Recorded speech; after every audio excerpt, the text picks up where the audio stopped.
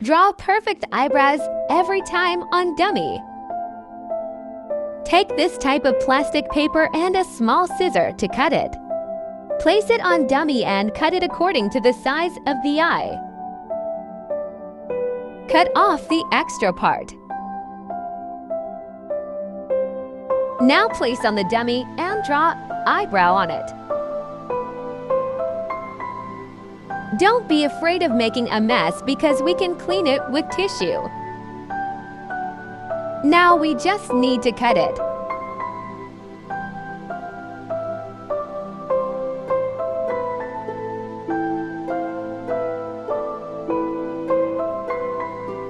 Simply clean it up with tissue.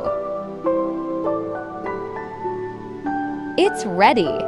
Now take a mini beauty blender and eyebrow powder. Apply it with the mini beauty blender.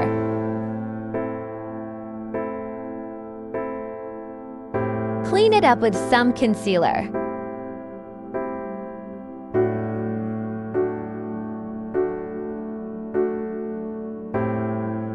Clean it up using tissue. Do the same on the other side.